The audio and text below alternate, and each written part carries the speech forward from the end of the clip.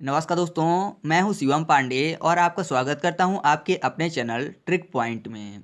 आज हम लोग इस वीडियो में भूकंप से संबंधित सभी चीज़ों को पढ़ने वाले हैं।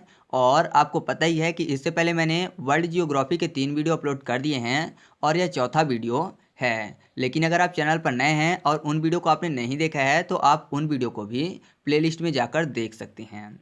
तो देरी न करते हुए चलिए शुरू करते हैं। तो जब बात होती है भूकंप की तो सबसे पहला क्वेश्चन यही आता है कि भूकंप किसे कहते हैं। तो भूकंप या भूचाल पृथ्वी के सतह के हिलने को कहते हैं। यानी जब पृथ्वी की सतह हिलती है तो क्या कहते हैं कि भूकंप आ चुका है। और यह पृथ्वी के स्थलमंडल में ऊर्जा के अचानक मुक्त हो जाने पर उत्पन्न होने वाले भूकंपी तरंगों की वजह से होता है। भूकंपी तरंगे होती हैं 3 टाइप की, पी तरंगे, एस तरंगे और एल तरंगे, जिनके बारे में हम लोग आगे बात करेंगे। जब यही तरंगे ऊपर आती हैं तो इसी के कारण क्या होता है कि हमारी पृथ्वी में कंपन उत्पन्न होता है और फिर हमको भूकंप महसूस होता है। ठीक है, तो भूकंप आने के कुछ कारण भी होंगे, तो उन कारणों के बारे में भी जान लेते हैं। पहला कारण ज्वालामुखी क्रिया, यानी जब ज्वालामुखी क्रिया होती है कहीं पे तब भी भूकंप आ सकते हैं। दूसरा, प्लेटों की गतिशीलता, अर्थात जो प्लेटें हैं, धरती के नीचे प्लेटें पाई जाती हैं चट्टानों की, तो अगर वह एक दूसरे से खिसकती हैं या कि पास आती हैं तब भी भूकंप उत्पन्न होते हैं। वलय या कि भ्रंशन, इसका मतलब है कि दो चट्टानों में से किसी चट्टान में बोझ ज़्यादा हो जाए तो वह चट्टान दूसरी चट्टान की अपेक्षा थोड़ा नीचे हो जाती है, तो क्या हो जाता है कि भूकंप उत्पन्न हो जाता है। ठीक है, जलीय भार यानी जल के भार के कारण भी कभी कभी भूकंप उत्पन्न होता है। फिर भूपटल का संकुचन, तो आप समझ ही गए होंगे शब्द से कि भूपटल का जब संकुचन होता है तब भी भूकंप आ जाता है। फिर है भू संतुलन से संबंधित समायोजन, प्रत्यास्थ पुनश्चलन सिद्धांत और परमाणु परीक्षण। आजकल ज़्यादातर जो भूकंप हैं वह परमाणु परीक्षण के कारण ही उत्पन्न हो रहे हैं। आपको पता है कि बहुत सारे देश हैं जो कि अपनी रक्षा शक्ति को बढ़ाने के लिए ज़्यादातर परमाणु परीक्षण कर रहे हैं, उसी के कारण भूकंप उत्पन्न हो रहे हैं। यहाँ पर एक शब्द आया प्रत्यस्थ पुनश्चलन सिद्धांत। यह सिद्धांत भूकंप के क्षेत्र में यह कहता है कि पृथ्वी के निचले भाग में जो चट्टानें होती हैं वह रबड़ की भांति लचीली होती हैं। यानी धरती के नीचे जो चट्टानें पाई जाती हैं, जैसे रबड़ लचीला होता है वैसे ही वह भी लचीली होती हैं। अतः किसी तनाव या खिंचाव के कारण यह एक निश्चित सीमा तक धीरे धीरे बढ़ती हैं और एक निश्चित सीमा के तत्पश्चात यह टूट जाती हैं। जाहिर सी बात है कि रबड़ को भी अगर आप खींचेंगे तो वह कुछ सीमा तक तो बढ़ेगा, फिर उसके बाद क्या हो जाता है, टूट जाता है। और टूटने के पश्चात वह पुनः अपनी प्रारंभिक स्थिति में आने का प्रयास करती हैं। इन सब क्रियाओं के कारण कंपन उत्पन्न होता है और इसे ही भूकंप कहते हैं। मतलब ऐसा होता है, ऐसा बोला जा रहा है प्रत्यस्थ पुनश्चलन सिद्धांत के द्वारा भूकंप आने का कारण बताया गया है। ठीक है, तो आप इस चीज़ को भी याद रखिएगा। और मैं आपको बता दूं कि भूकंप आने से पहले रेडान गैस निकलती है जो कि सबसे भारी गैस मानी जाती है। अगर आपसे पूछा जाता है कि सबसे भारी गैस कौन सी होती है तो वह होती है रेडान गैस, जो कि धरती के नीचे उपस्थित होती है और भूकंप के समय ही यह निकलती है।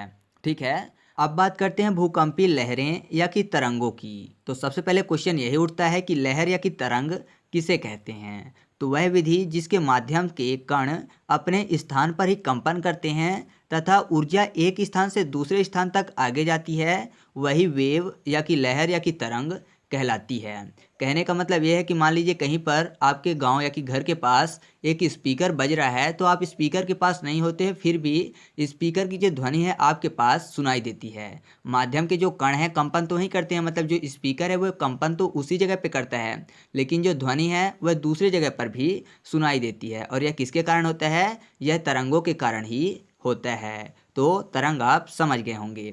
तो जो भूकंपी तरंगे होती हैं वह 3 टाइप की होती हैं, पी तरंगें, एस तरंगें और एल तरंगें। तो एक एक करके इनके बारे में भी बात कर लेते हैं। तो सबसे पहले बात कर लेते हैं पी तरंगों की। पी तरंगें यह एक अनुदैर्ध्य तरंगें होती हैं। अनुदैर्ध्य तरंगों का मतलब होता है कि जब कण का कंपन और दिशा सेम डायरेक्शन में जाए तो उसे अनुदैर्ध्य तरंगें कहते हैं। जैसे मान लीजिए कोई स्प्रिंग है, तो अगर आप खींचते हैं तो स्प्रिंग जिधर साइड कंपन कर रही है उधर साइड ही वह जाएगी, मतलब उसका जो कंपन है और दिशा जो है वह सेम दिशा में ही जाएगा। अगर आप एक हाथ से पकड़ के उसको खींचेंगे और फिर छोड़ेंगे तो वह कंपन करता हुआ दूसरे हाथ साइड जाएगा, जहाँ से आप उसको पकड़े हैं, मतलब उसकी दिशा भी क्या होगी, सेम होगी। तो यही होता है अनुदैर्ध्य तरंगें। ठीक है, और मैं आपको बता दूं कि इसके लिए ठोस, द्रव, गैस तीनों माध्यमों की ज़रूरत होती है और यह कह सकते हैं कि यह तीनों माध्यमों से गुजर सकती है। ठीक है, जो पी तरंगे हैं यह ठोस, द्रव, गैस तीनों ही माध्यमों से गुजर सकती हैं। इनकी जो सर्वाधिक गति होती है वह ठोस अवस्था में होती है, यानी द्रव और गैस की अपेक्षा यह ठोस में ज़्यादा स्पीड में चलते हैं। यह ध्वनि तरंगों के समान गति करते हैं और इनको प्राइमरी वेव भी कहते हैं। प्राइमरी वेव का मतलब क्या है? प्राथमिक तरंगों के नाम से पी तरंगों को जाना जाता है।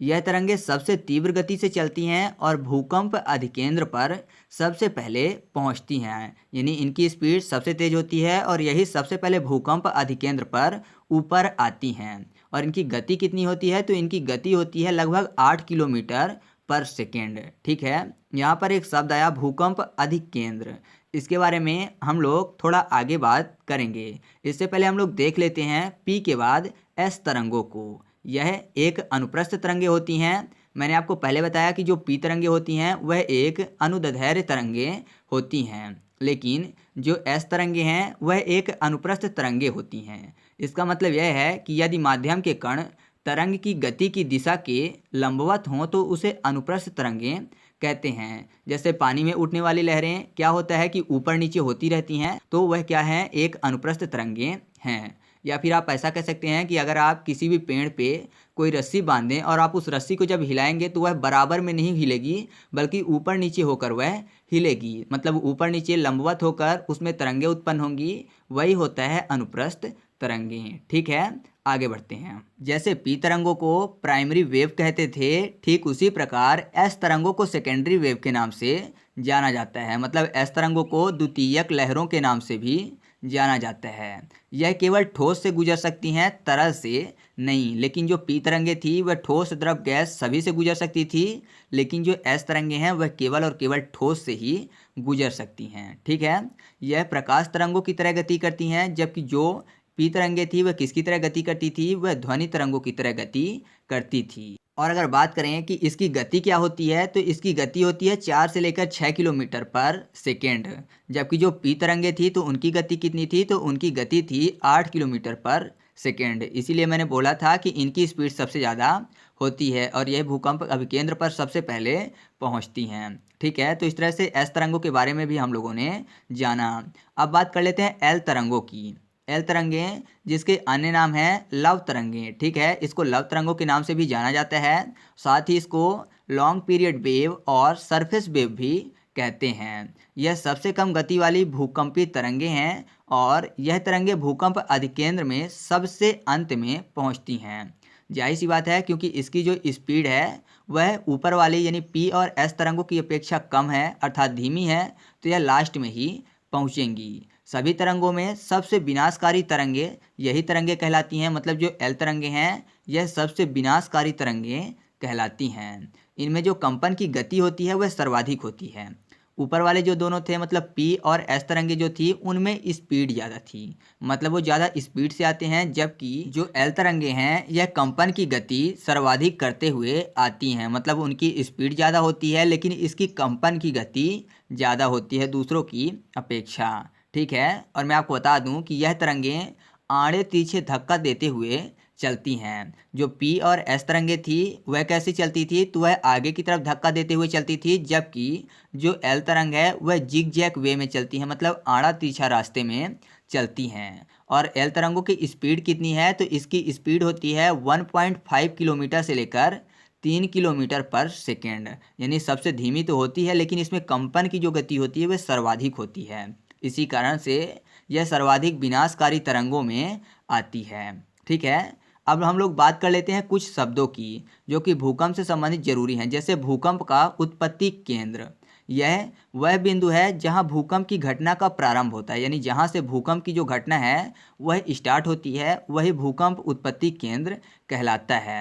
अधिकांश जो भूकंप होते हैं वह भूतल से 50 से लेकर 100 किलोमीटर की गहराई से ही उत्पन्न होते हैं, है ना। यानी जो भूकंप होते हैं वो बहुत ज़्यादा गहराई से नहीं आते, क्योंकि आपको पता है कि धरती की कुल गहराई अगर केंद्र की बात करें तो व्यास पे जाएंगे तो 371 हो जाएगा, लेकिन यह कहाँ से आते हैं? लगभग 50 से लेकर 100 किलोमीटर से। ठीक है, और इसके बाद एक शब्द आता है भूकंप का अधिकेंद्र, जो कि पी तरंगों में आया था। यह भूकंप के उत्पत्ति केंद्र के ठीक ऊपर होता है, मतलब ठीक 19 डिग्री पर होता है। और जहां भूकंप सबसे पहले महसूस किया जाता है वही यह स्थान माना जाता है। मतलब भूकंप का जो अधिकेंद्र है यह ठीक भूकंप के उत्पत्ति केंद्र के ऊपर 90 डिग्री पे धरातल में स्थित होता है और यहीं पर सबसे पहले भूकंप भी महसूस किया जाता है। ठीक है। और मैं आपको बता दूं कि भूकंप के अध्ययन को क्या कहते हैं। अगर आपसे कोई पूछता है तो भूकंप के अध्ययन को कहते हैं सिस्मोलॉजी। ठीक है। अब हम लोग बात कर लेते हैं भूकंप मापने वाले यंत्रों की। उसमें पहला है सिस्मोग्राफ, क्योंकि मैंने बताया कि सिस्मोलॉजी कहते हैं तो उसी से जुड़ा हुआ वर्ड है सिस्मोग्राफ। इससे भूकंप तरंगों की तीव्रता को मापा जाता है, यानी सिस्मोग्राफ से भूकंप की तरंगों की जो तीव्रता होती है उसका मापन किया जाता है। फिर दूसरा है रिक्टर स्केल। इससे भूकंप की तीव्रता व परिणाम मापा जाता है। इसमें 0 से 9 तक की संख्या होती है तथा प्रत्येक संख्या अपने पीछे वाली संख्या से 10 गुना तेजी बताती है। मतलब 10 गुना तेज होती है और यह बताती है कि वह पिछली वाली संख्या से 10 गुना ज़्यादा है। अब बात कर लेते हैं तीसरे की, जिसका नाम है मार्केली पैमाना। यह भूकंप की तीव्रता का माप उसके विनाशकारी प्रभाव के रूप में गुणात्मक मापन द्वारा करती है।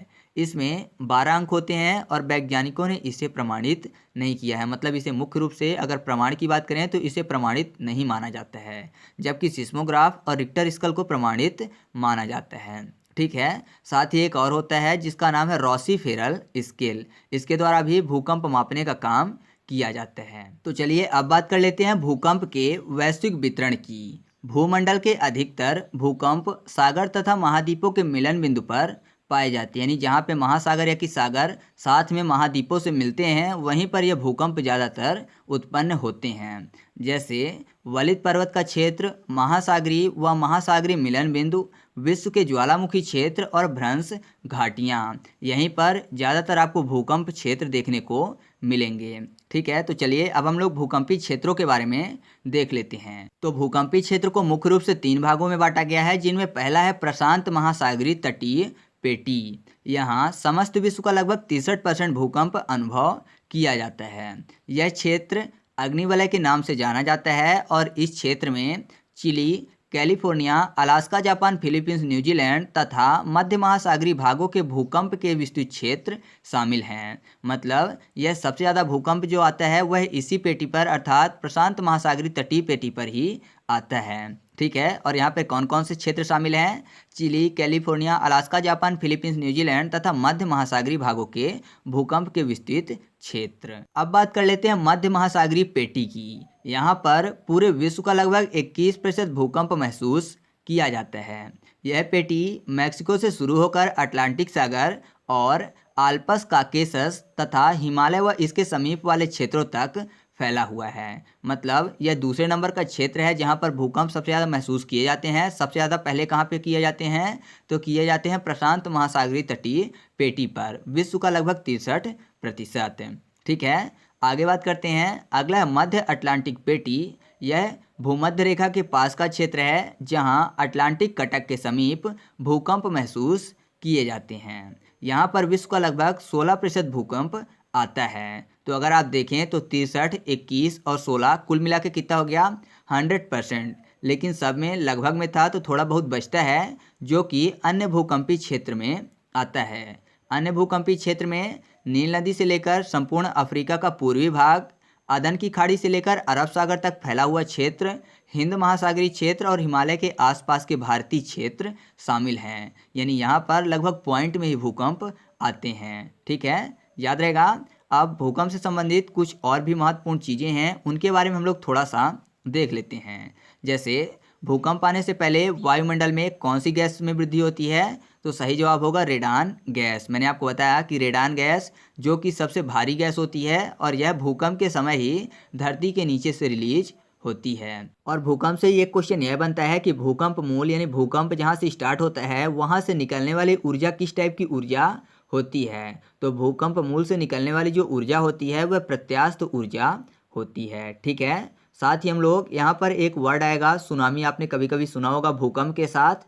तो उसके बारे में भी थोड़ा सा जान लेते हैं। यह जो सुनामी है यह जापानी भाषा का शब्द है जिसका अर्थ होता है तट पर आने वाली समुद्री लहरें। ठीक है, यानी तट पर जो समुद्री लहरें आती हैं उसका ही मतलब क्या होता है, सुनामी।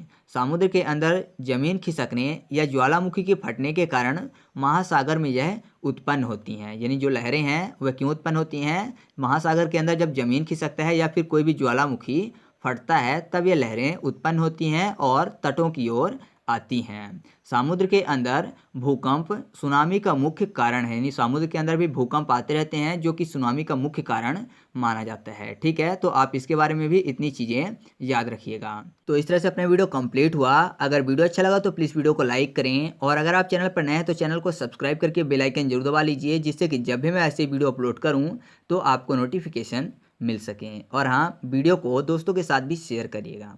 तो चलिए मिलते हैं अगले वीडियो में, तब तक के लिए